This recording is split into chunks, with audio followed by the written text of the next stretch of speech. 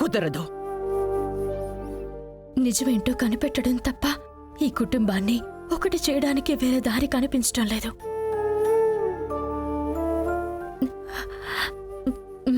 సరే అమ్మా, ఇంక మీదట ఎవరు ఈ విషయం గురించి మాట్లాడరు. ఇప్పటికీ సంయుక్తని మాత్రం క్షమించండమ్మా.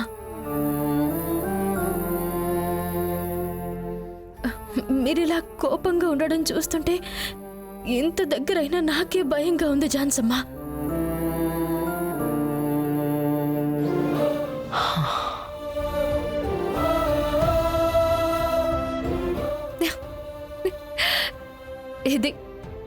ఇది మా జాన్సమ్ అంటే.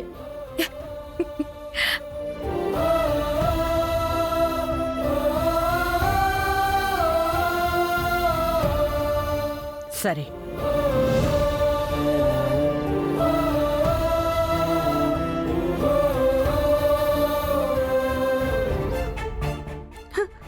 రవి రవి. ఏయ్ శామ్, ఎందుకని ఇలా ఏడుస్తున్నావు? ఏమైంది? ఝాన్సీ అమ్మ నన్ను తుపాకీతో కాల్చబోయారు. తుపాకీతోనా? ఎందుకని? నీకు అత్త ఎవరో ఉన్నారంట కదా, ఆవిడ్ని పెళ్లికి పిలవడానికని తెలియకుండా చెప్పేశాను. దానికి నన్ను చంపాలని చూశారు. ఆల్మోస్ట్ నన్ను చంపేశారు. రవి, నాకు ఒక్క నిమిషం గుండె ఆగిపోయినంత పని అయింది తెలుసా?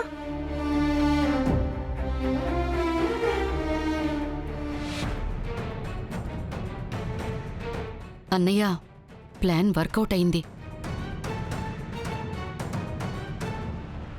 అత్తయ్య పిచ్చి కోపంలో ఉన్నారు. ఖచ్చితంగా ఈ పెళ్లిని ఆపేస్తారు చూడు. మీనా, చాలా పెద్ద పని చేశావు. ఇప్పుడు కదా నా చెల్లివు నువ్వు.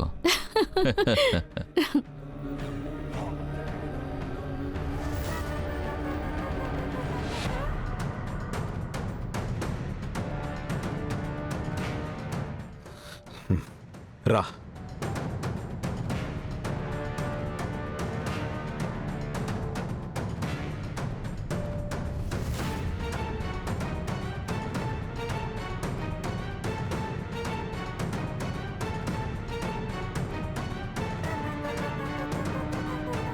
అయిపోయింది.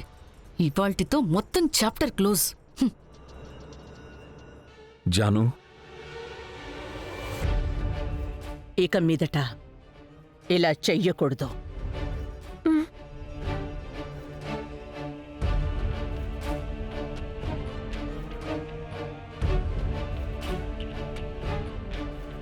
ఏంటి మీనా, నువ్వేవేవో చెప్పావు? అత్తయ్య ఏమో ఇలా సింపుల్గా తీసి పారేసింది. అదే అన్నయ్య నాకు అర్థం కావడం లేదు. జాను, ఏంటి జాను, నీకు కోపం రాలేదా? నీకు ఈ టాపిక్ తెస్తేనే అసలు నచ్చదుగా. ఎవరేం చేసినా నీ కోపాన్ని తగ్గించలేరు కదా జాను. నీ కోపం అగ్నిపర్వతం కదా జాను. అవును, నాకు కోపం వస్తే నా కోపాన్ని ఎవ్వరూ కంట్రోల్ చెయ్యలేరు, నిజమే. కానీ ఇవాళ నా బంగారి నా దగ్గరకొచ్చి నాకు మంచి చెప్పి కూల్ చేసినప్పుడు నా మనసు శాంతించింది.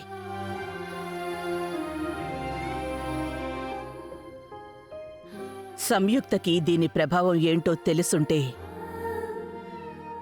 ఇలా చేసుండేది కాదు అని నాతో మాట్లాడి అర్థమయ్యేలా చెప్పింది.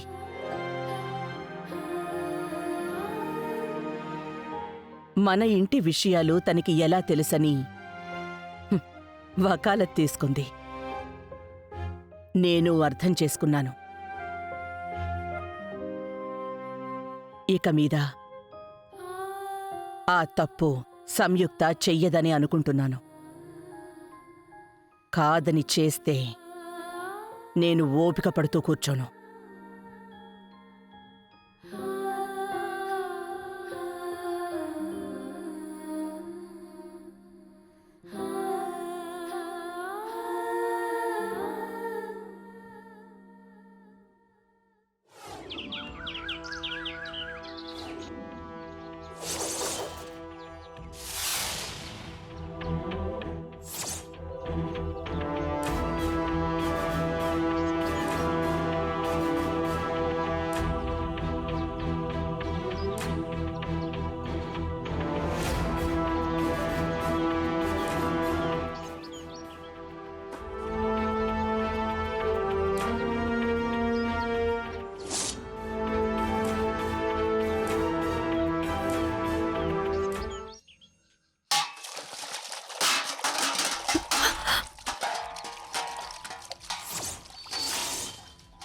ఇదొక పెళ్ళి, దీనికి మళ్ళీ పందిరి పూజలు ఒకటి.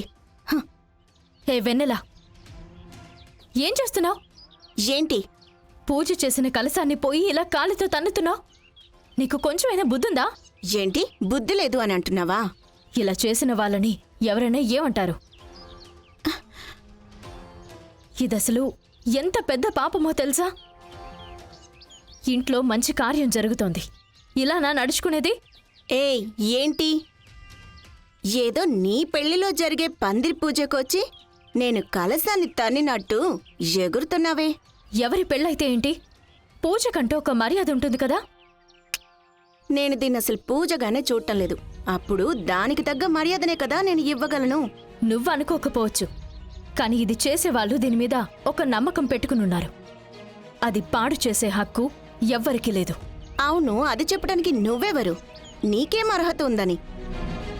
ఇది నా ఇల్లు, నేను ఏం కావాలన్నా చేస్తాను. పెద్ద ఆర్డర్లు వేయటానికి వచ్చేసింది. పో ఇక నుంచి. వెన్నెలా, నువ్వు చాలా పెద్ద తప్పు చేస్తున్నావు. నేను అలాగే చేస్తా. ఏం చేస్తావు?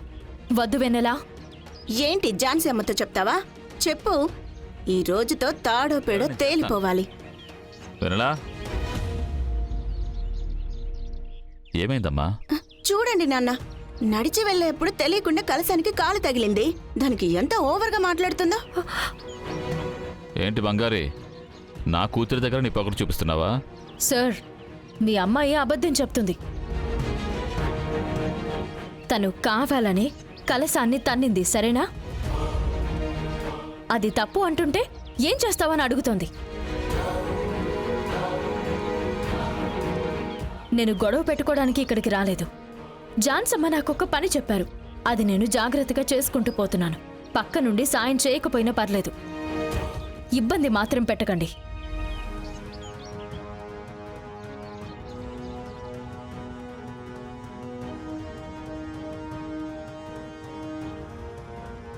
చూసారా నాన్న, ఏదో తన ఇంట్లో పెళ్లి అన్నట్టు పడి పడి పనిచేస్తోంది, కోప్పడుతుంది.